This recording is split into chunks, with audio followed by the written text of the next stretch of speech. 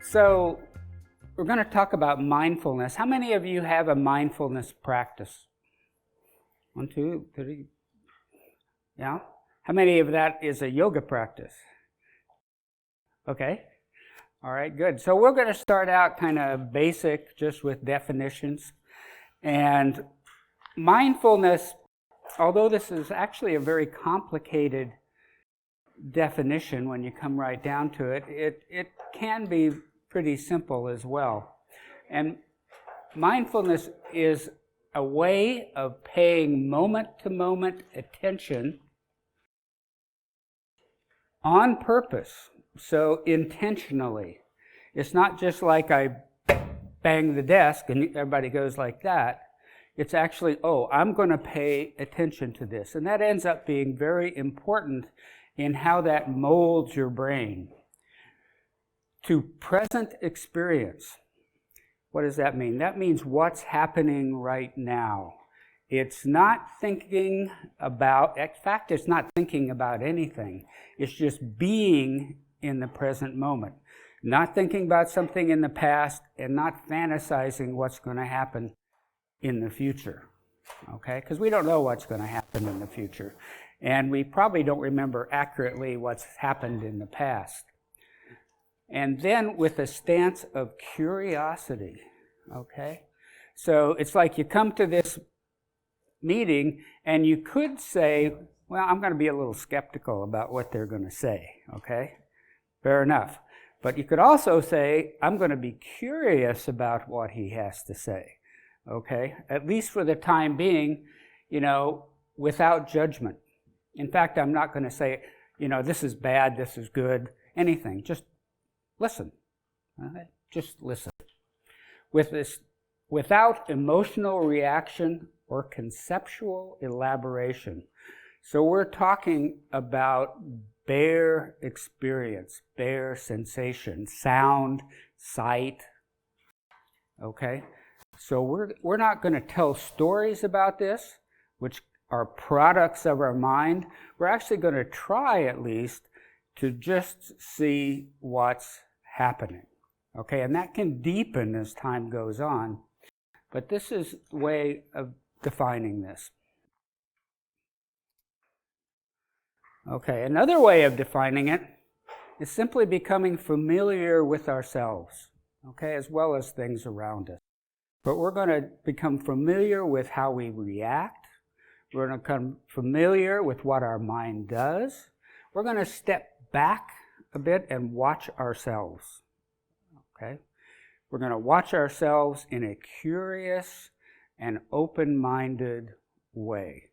So you could look at yourself right now. How are you reacting to what I'm saying? Okay? What's going on in your mind? Okay, what are your emotions? What are your bodily sensations? And what are your thoughts? Okay? But they aren't you. They aren't you. They are thoughts, emotions, and bodily sensations. Because you can watch them, there is something bigger than those things. Okay, so paying attention to the present moments on purpose, openly and without judgment. So instead of a stance toward the present moment, that can be used for investigation. Okay, so this is kind of like a microscope. You can look at things and you can investigate them. Because you remove them, your sense of self from them, you don't identify with them, put them out here in front of you, wherever you put them, you can investigate them as well. So this thought, that thought came up. Where did that come from? How is it connected to what's going on, etc. Okay? So you can actually investigate things with them. And it's a very, actually, scientific kind of thing. So instead of thinking about the past, okay, or the future, and the future is nothing but a fantasy, right? I mean, we worry a lot about the future, but we don't know what's going to happen, and oftentimes we can't alter it. I mean, have you ever gone into a meeting with somebody and had it all planned out? and then it wasn't worth your while at all because that didn't happen. You had all these answers, and you didn't get to use them. So we try to stay in the present moment. So I'm going to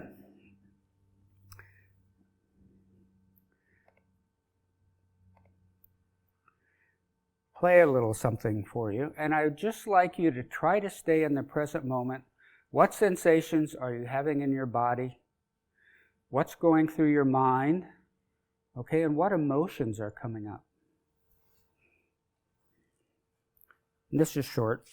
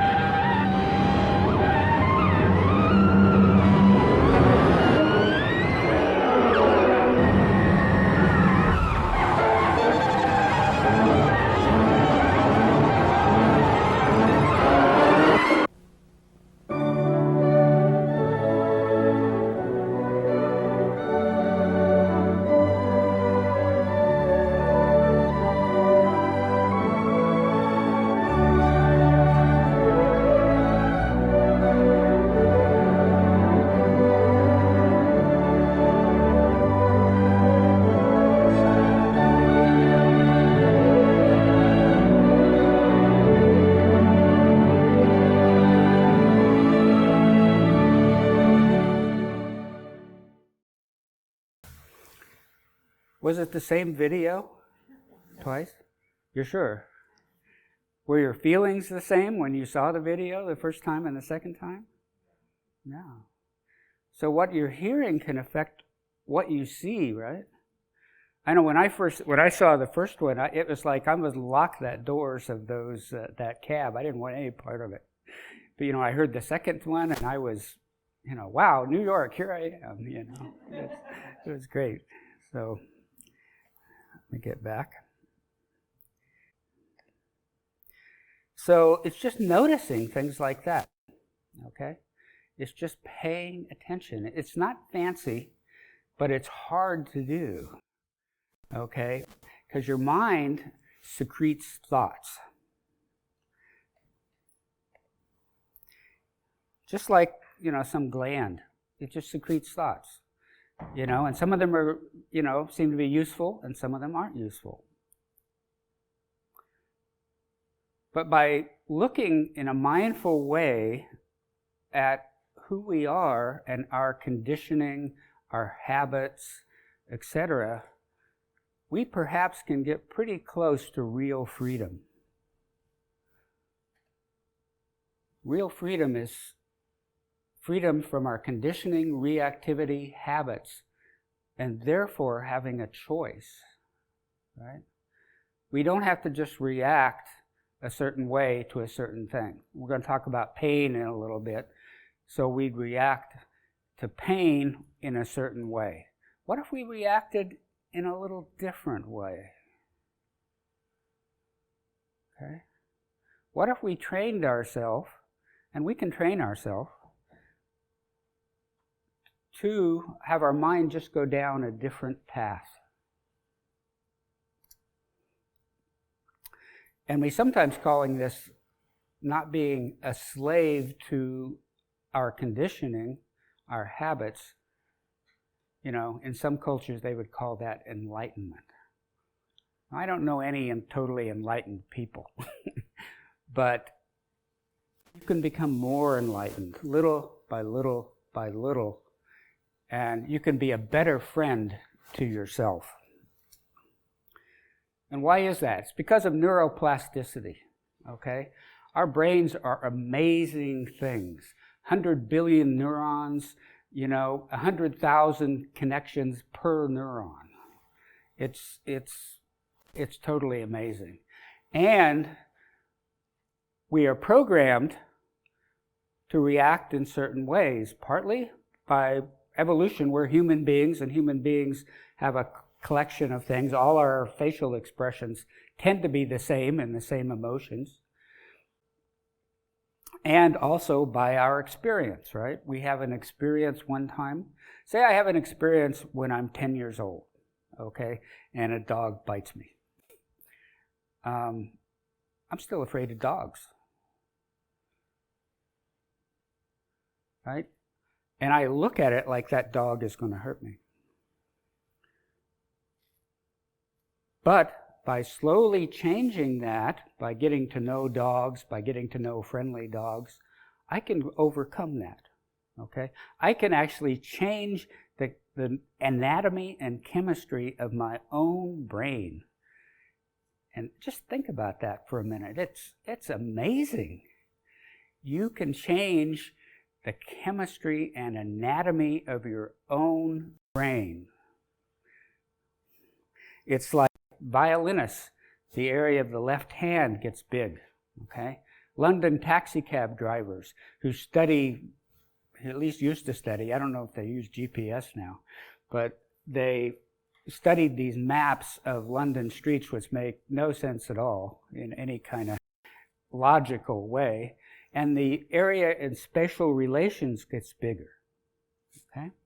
And in meditation, people that meditate regularly, the frontal lobes get bigger, the executive function,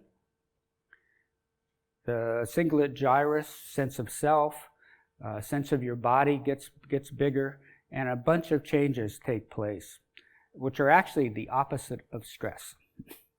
Stress causes things to get smaller there. Meditation, mindfulness practice causes them to get bigger. So essentially we become what we practice. We are a collection of habits that can, with effort, be changed, with intention.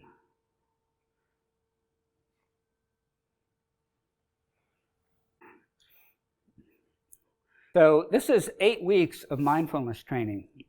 And the instructions here are to, for those 8 weeks, to 6 days out of 7, meditate for 45 minutes. Actually, people meditated for about 30 minutes.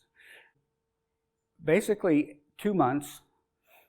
The size of the decision-making, this is the mindfulness practice. This is the stress, what happens with stressful events. Okay, probably the most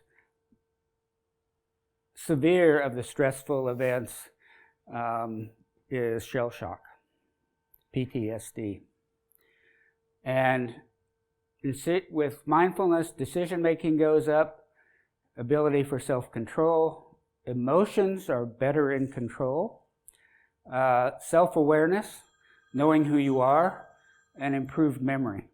In fact, you get, after a relatively short course of mindfulness, your GRE scores go up.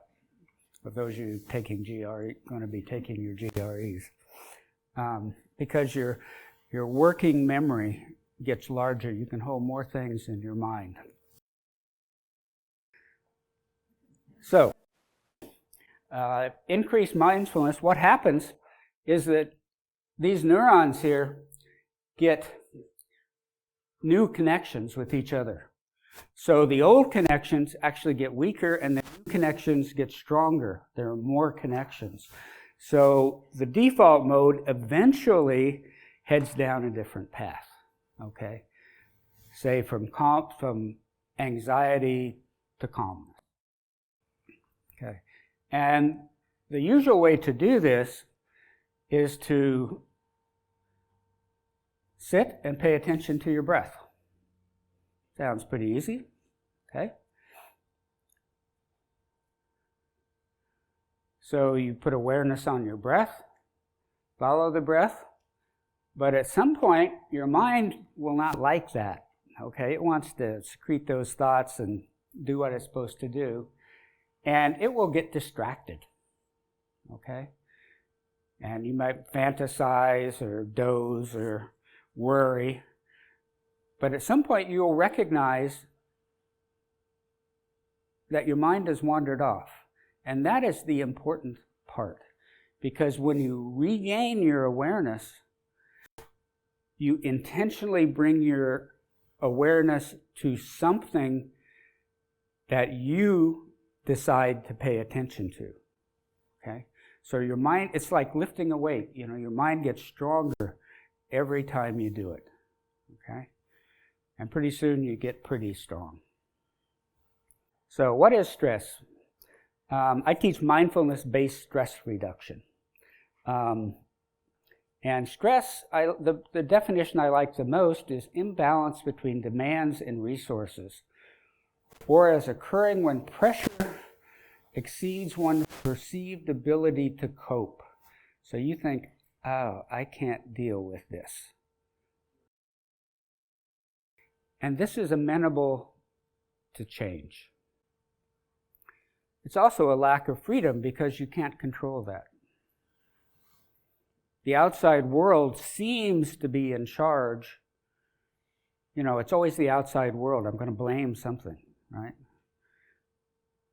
But actually, it's your response to the outside world. And you are in more control than you think. And why is that? Just one little thing. There's a thing in your brain called an amygdala, and it's sort of one of the emotional centers of the brain. And when you get scared, frightened, excited, whatever, it goes up and turns off the prefrontal cortex. Okay? Ever try to do a math problem while you're scared or while you're angry? Okay? And you'll find that that's true. Okay? But it's also interesting that paying a close attention to something, usually sensations, is a negative feedback to the amygdala. So by on purpose concentrating on, say, my feet or the end of my nose, I can turn down that amygdala response.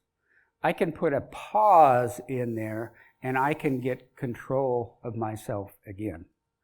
Now, it may be a relatively long pause sometimes, but with a pause, rather than just reacting, okay, out of your conditioning, you can turn off that amygdala and not be so scared, or at least not be so scared you can evaluate the situation to see if it's worthy of you that being scared.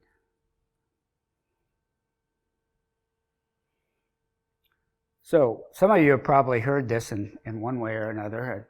A Native American elder once described his own inner struggles. Inside of me there are two dogs. One of the dogs is mean and evil. The other dog is good. The mean dog fights the good dog all the time. When asked which dog wins, he reflected, anybody? Yes. The one I feed the most. And that's just another way of looking at this, what you're doing to your own mind. If you feed, say, the kind dog most, your mind will become more kind and you will become more kind. Okay? If you feed, and basically this is practice. And if you practice something, you are going to get better at it. And the other thing is, you're always practicing something, right? If you are not in control of what you're practicing, someone or something else is. Okay? And, just to have to look at present marketing to see that that's very true. It works. Okay? You will be better. You will be complete only if you buy my product. Okay? All right? We're exposed every day to people telling us we're not complete. But we are complete. So, I want to do just a little bit of attention to breath meditation. but I just want you to get sort of a flavor of it. And whenever your mind wanders or starts secreting those thoughts, when you recognize it, say, oh, good, I found my mind. It had wandered off, right? And bring it back to your breath, okay? If your breath is, doesn't feel good to you, if it has negative connotations, you can also just go to the tip of your nose, okay? It's just some sensation, or something else, your eyelids or your forehead, okay? So here we go.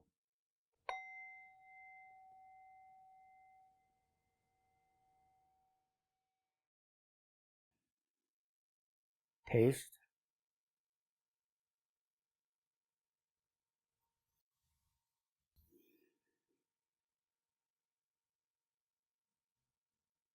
And then you may notice that there's movement, that you're breathing.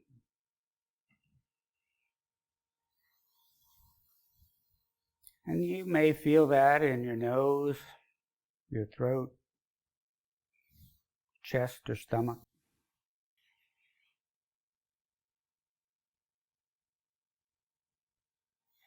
And you can pick one of those sites if you want, or all of them.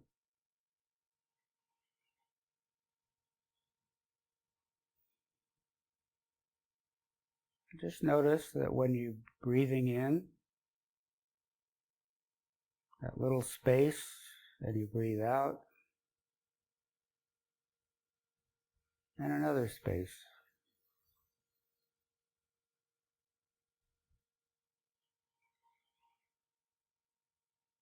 And for many of you, your breathing will correlate to your emotional state.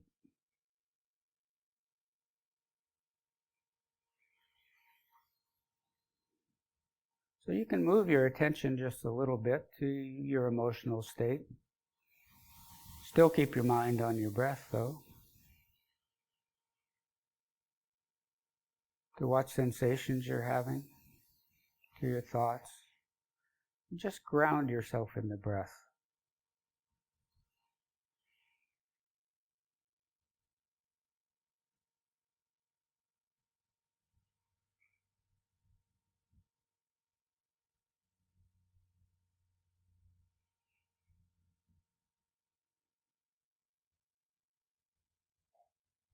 And you may notice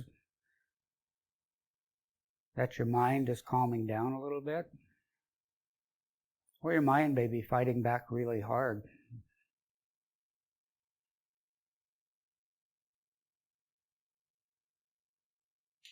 Saying, who's the boss, you or me?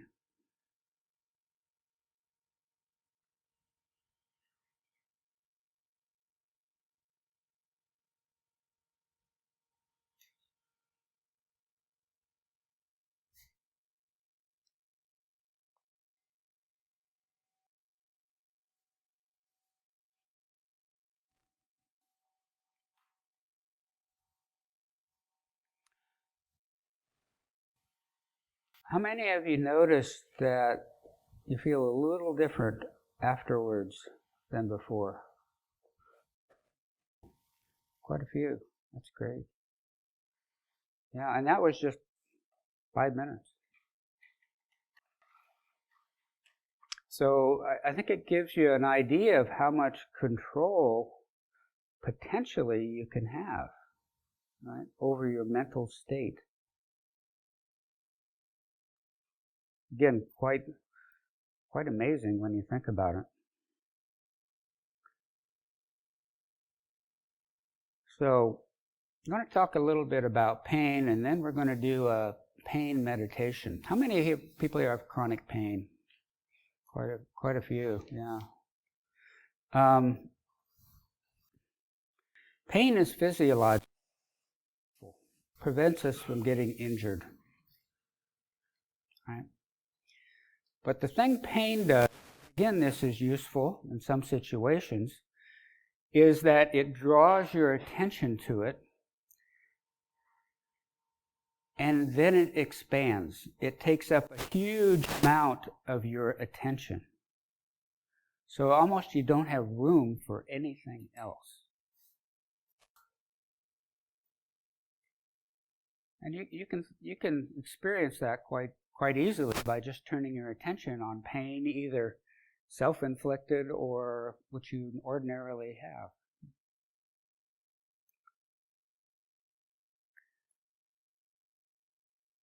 And I can't say that meditation will necessarily get rid of pain.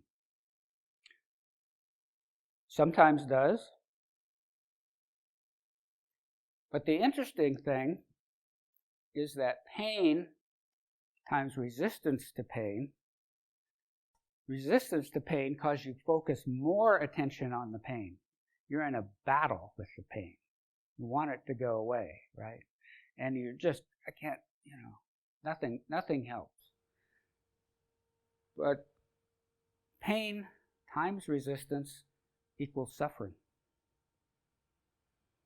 Okay? Suffering is struggling against pain. It's the habit of resistance, which is understandable, right? And in a place where you're being injured by something, put your hand in the fire, right? You're going to resist that and pull it out. That's useful. Okay, but when it's just chronic pain and there's not an injury taking place, that is not so useful. Okay? The suffering causes constriction of the mind. What I'm saying is you're thinking nothing of pain. You're losing your perspective on the world. And that's not good. Okay? Because you want to keep your perspective on the world. And give it, that pain, also some space. It's not everything. Okay? It's a small part of what you can perceive.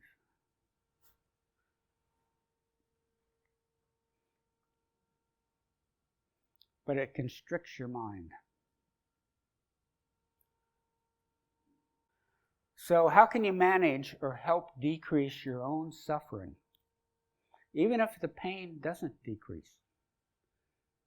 You accept and don't resist in the present moment. I have this pain. Hello, pain.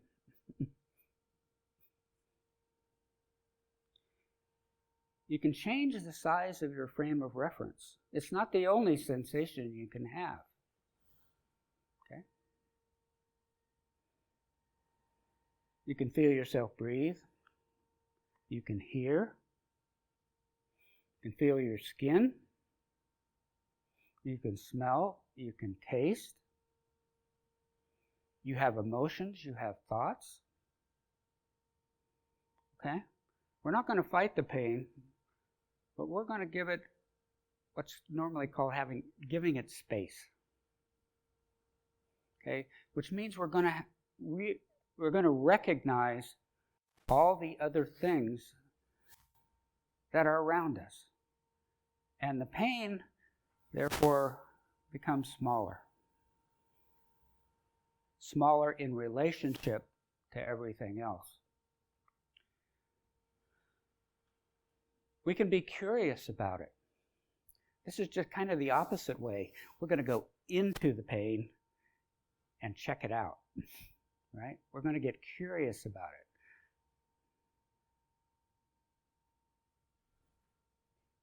And I'll show you how that works in a minute. And we're going to experience that pain isn't solid. It changes. It's like a sine wave.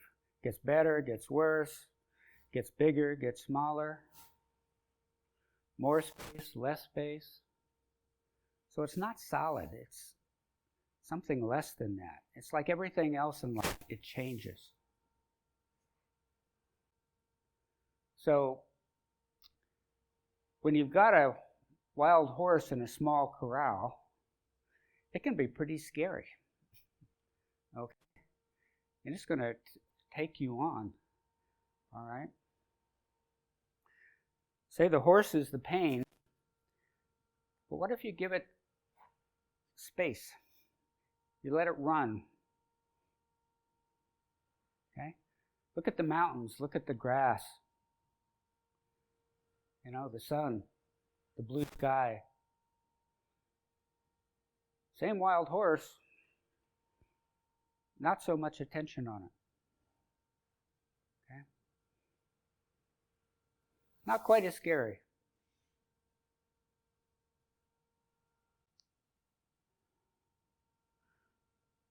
So is everybody ready for another little meditation? Okay. We're going to start with attention to pain meditation, and then go on to an open space meditation where we bring in other things. Okay?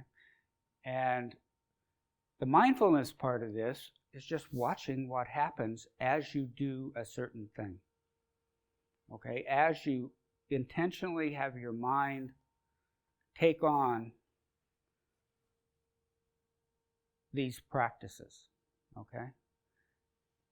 And it takes doing this over and over and over again to get a really noticeable change. It doesn't happen with one time. Okay? In fact, the pain could get worse. Okay? But gradually, most people end up having maybe not even less pain, but less suffering from the pain. The bother factor goes down. Start.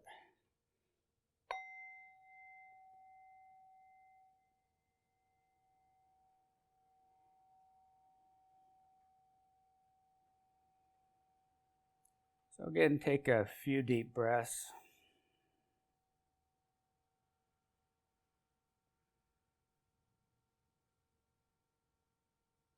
Just let the stress or any worries, any memories, any worry about the future, just let them slip away, let them be, let them go.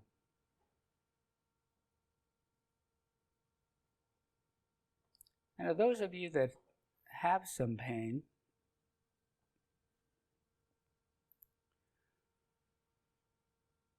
I'd like you to gradually move your attention to the area of pain.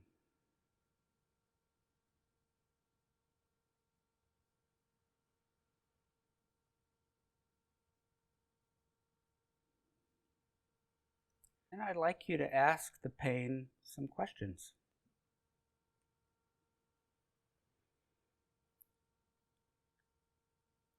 How big is the pain? What is the area that it covers?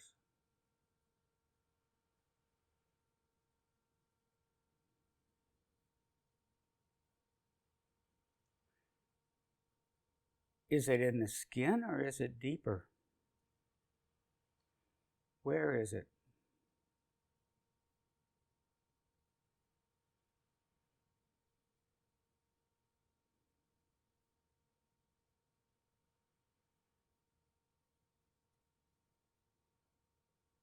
What's the pain like? Is it sharp, dull, achy, stabbing?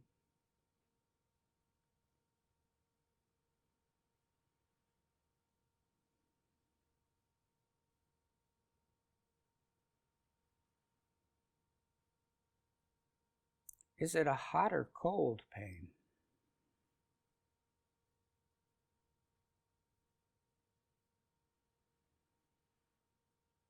Or is it neutral?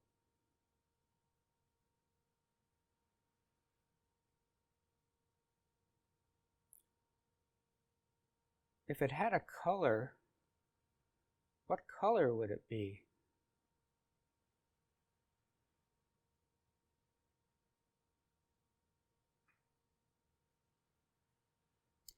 If you could associate it with a sound, What would the sound be?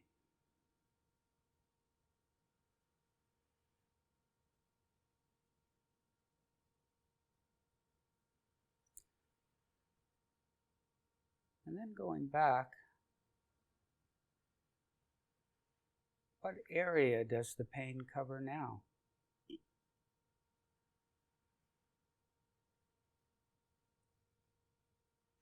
How deep does the pain come from?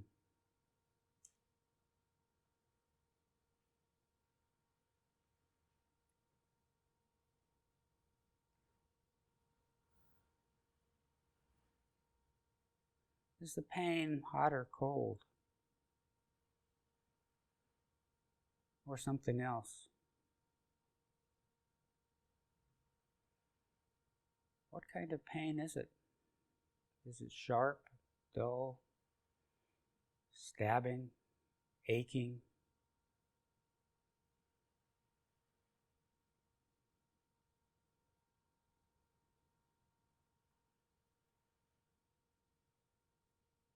If it was a color, what color would it be?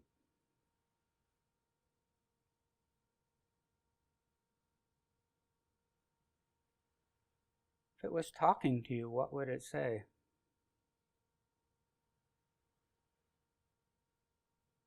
If it made a sound, what would the sound be?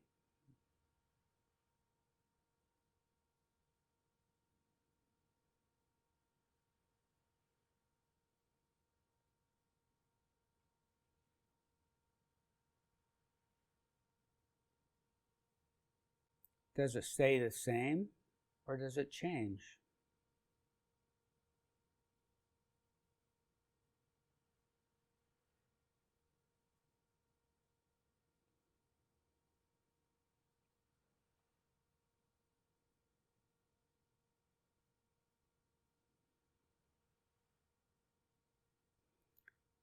What area does the pain cover? How deep is it?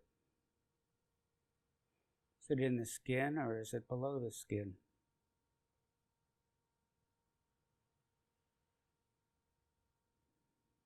Is it sharp, dull,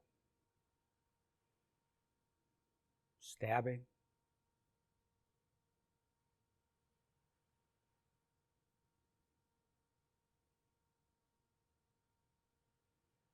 If it had a color, what would the color be?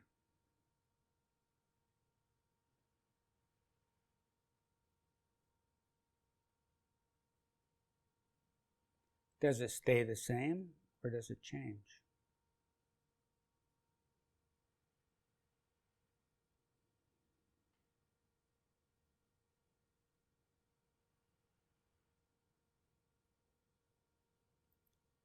Now we're going to expand our awareness away from the pain, but we're not going to push the pain away.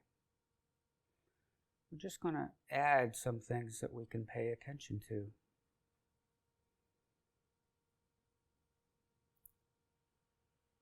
The first thing you can do is to turn your attention to the rest of your body. Any sensations you may be having, any body awareness.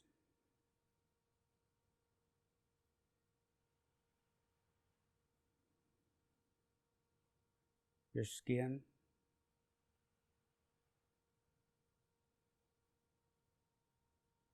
the sounds in the room, any sounds in the building, sounds outside the room, light, light on the back of your eyelids or in the room,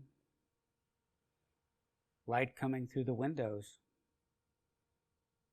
even vision from across the street,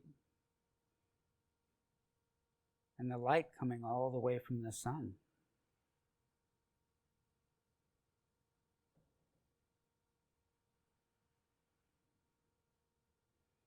Any smells? Perhaps still some smells from lunch, some tastes.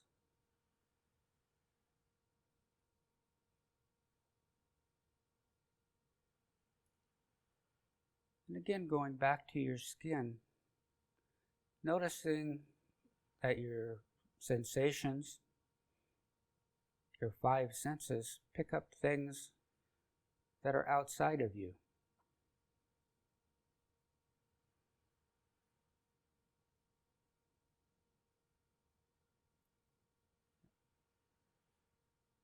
And where the outside touches your sense organs, you're in contact with the entire outside world.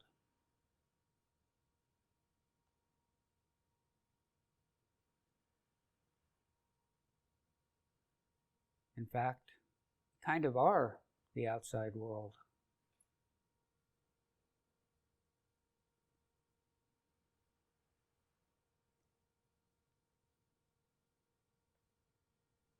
And your pain is just part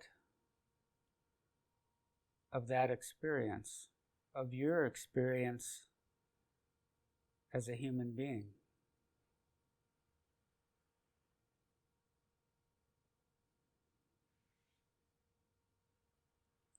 There are lots of other things we could be paying attention to. Maybe we can just have our pain sit in the chair beside us.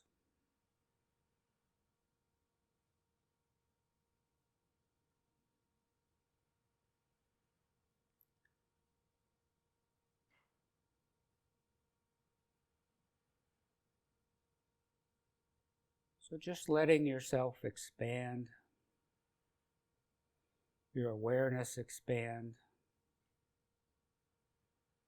all the little things you weren't paying attention to when you have been constricted on your painful area.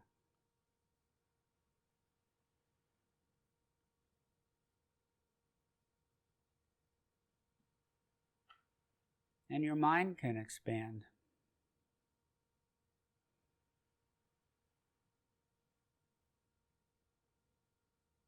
To the person sitting beside you,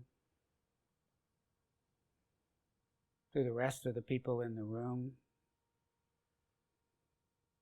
to the people that put on this program, to all the participants who have the intention of making the world a little better, both for themselves and for others.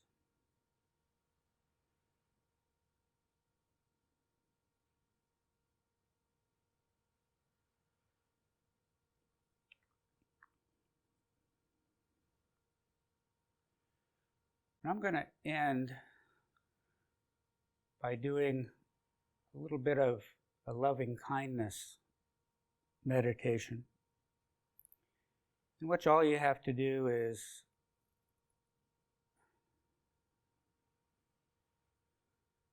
repeat to yourself after what I say. We're going to pick an object of attention, someone whom you really like, or a pet.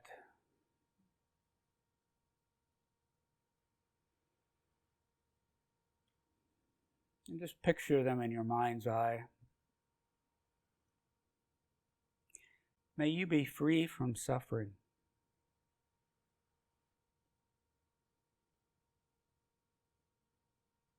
May you know health, happiness, and peace.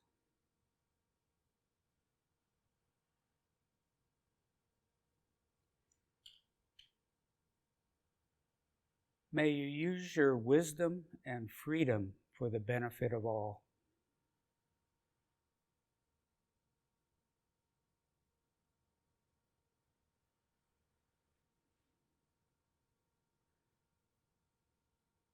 And then we're going to turn our attention to ourselves, because we're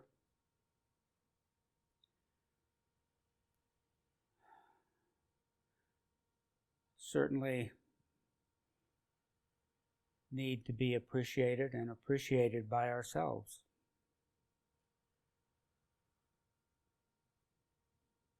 May I be free from suffering.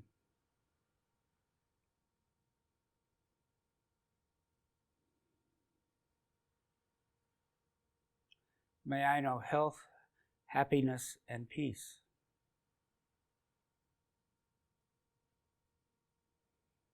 May I use my wisdom and freedom for the benefit of all.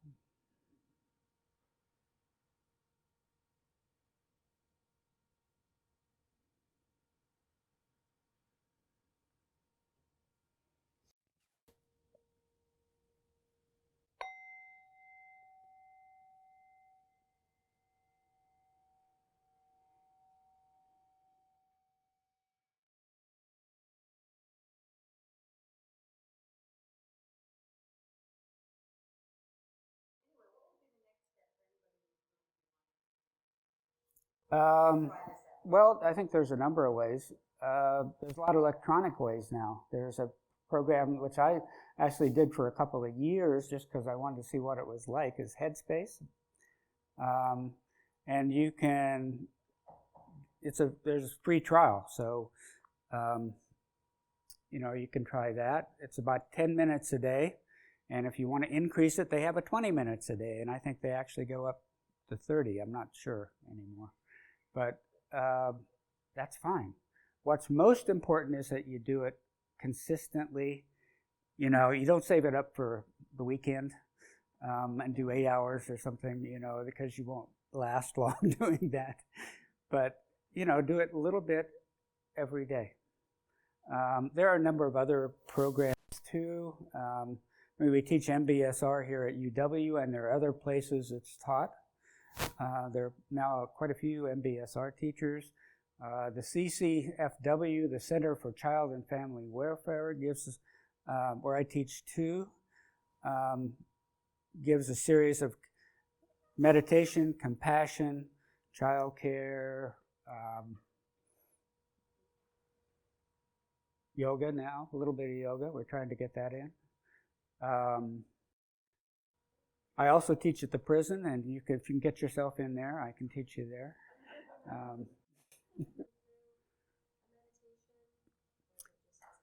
I think it's helpful to have someone guide you through for a while, even if it's a recording or whatever, or go to class. The advantage of a class is you've got a bunch of people together, and you learn a lot from hearing what people have to say. And the different takes that people have on different things and problems. It brings kind of a community. I mean, we all have this problem of suffering. And, how can we deal with that? But no, I mean, after a while, if you're still, if you've been meditating for a couple of years and you're still listening to the same recording, you might find a different one. Or you start doing it yourself. I think that's ideal because then there's nothing imposed on you. Okay? And you don't have an excuse, I don't have my iPhone, I can't meditate. Because it's always something you can do.